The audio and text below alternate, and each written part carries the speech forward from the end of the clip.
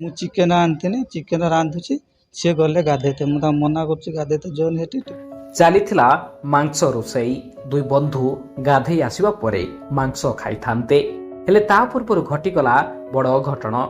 ପାଣିରେ ବୁଡ଼ି ବନ୍ଧୁର ଜୀବନ ଚାଲି ଯାଇଥିଲା ବେଳେ ବନ୍ଧୁକୁ ହରାଇ ମେଡିକାଲରେ କାନ୍ଦୁଛି ବନ୍ଧୁ।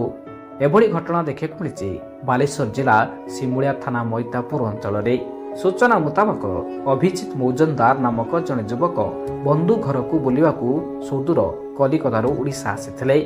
ମୃତ ଯୁବକଙ୍କର ସାଙ୍ଗ ହେଉଛନ୍ତି ସିମୁଳିଆ ବ୍ଲକ ମଇତାପୁର ଅଞ୍ଚଳର 55 ଶିଅଳ, ଯିଏକି ପିଲାଟି ଦିନରୁ କଲିକତାରେ ଜଣେ ବ୍ୟକ୍ତିଙ୍କ ଘରେ ପାଳିତ ପୁଅ ହୋଇ ରହି ଆସୁଥିଲେ। କଲିକତାରେ ଦୁଇ ସାଙ୍ଗ ଏକାଠି ପାଠ ପଢୁଥିଲା ବେଳେ ଯେଉଁଠି ଯାଆନ୍ତି ସାଙ୍ଗ ହୋଇଯାଇଥାନ୍ତି।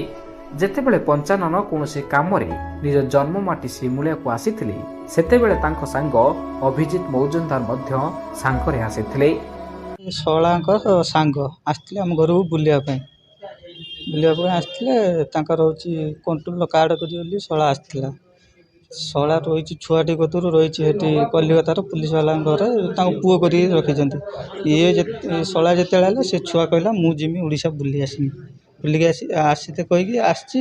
ଖାଇକି ସକାଳେ ଉଠିକି ତାଙ୍କର ଖିଆପିଆ କରିଛନ୍ତି। ଫେରେ ଦ୍ୱିପହରେ ମୁଁ ଚିକେନ ଆଣିଥିଲି, ଚିକେନ ରାନ୍ଧୁଛି, ସିଏ ଗଲେ ଗାଧେଇତେ। ମୁଁ ତାଙ୍କୁ ମନା କରୁଛି ଗାଧେଇତେ ଯୋଉନି ସେଠି ଟ୍ୟୁବଲ୍ ଗାଧେ ନା, ଆମେ ଓଡ଼ିଶା ଆସିଛୁ, ଥରେ ଆସିଛୁ, ଆମେ ଟିକେ ଗଡ଼ିଆରେ ଗାଧେଇମୁ ଆଉ। ସେ ତାପରେ ସେଇ ଗାଧେଇଲା ଅବସ୍ଥାରେ ଏହା ହେଇଛି ଆଉ। ହଁ, ତାଙ୍କ ବାପ ଆସିଛନ୍ତି, ଆଉ ଯେଉଁ ଶଳା ପୁଅ କରିନେଇଥିଲେ ସିଏ ତାଙ୍କ ବାପ ଆସିଛନ୍ତି। ଏ ଛୁଆର ନାଁ ଅଭିଜିତ ମଜୁମଦାର, ତାର ବୟସ 20 କି 21 ହବ। ଡକ୍ଟର କହୁଛନ୍ତି ହାର୍ଟଚୋକ୍ ହେଇଛି। ପ୍ରଥମ କରି ବନ୍ଧୁଙ୍କ ଘରକୁ ଆସିଥିବାରୁ ପରିବାର ଲୋକ ଚିକେନ ଆଣି ରୋଷେଇ କରୁଥିଲା ବେଳେ ଅଭିଜିତ ଏବଂ 55 ଦୁହେଁ ପୋଖରୀକୁ ଗାଧୋଇବା ପାଇଁ ଯାଇଥିଲେ। ହେଲେ ଅଭିଜିତ ଗାଧୋଇବା ସମୟରେ ସେହି ପୋଖରୀରେ ବୁଡ଼ି ଯାଇଥିଲେ। ତାଙ୍କୁ ଉଦ୍ଧାର କରି ସିମୁଳିଆ ମେଡିକାଲକୁ ଆଣିଥିଲା ବେଳେ ଡକ୍ଟର ତାଙ୍କୁ ମୃତ ଘୋଷଣା କରିଥିଲେ। ଏ ମୃତ୍ୟୁ ଖବର ସ୍ଥାନୀୟ ଅଞ୍ଚଳରେ ଶୋକର ଛାୟା ଖେଳିଯାଇଛି। ଅନ୍ୟପଟେ ଅନେକ ଖୁସିରେ ବନ୍ଧୁ ସହିତ ବୁଲିବା ପାଇଁ ଆସିଥିଲା ବେଳେ ଶବ ହୋଇ गांव को फेरी आसिले।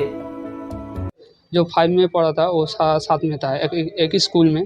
अब वो जो जाता है ना, मैं वो जाता है, वो जो ITI करता है, मैं वो ITI, बड़े एक साथ में रहता है। वो बोले से मुझे दादा फ़ोन किया था, बोले तुम्हारा रेशन कार्ड हो गया तो मैं आके ले जाओ।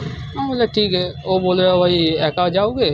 वो बोले ठीक है मैं वो जाऊँगा। वो उसका पापा, मेरा पापा बोल रहा हो तो पापा को पूछा, बोल ठीक है तापर फिर तू जाएगा, ठीक है। वो पापा माँ के बोल रहा, बोले ठीक है तू जा।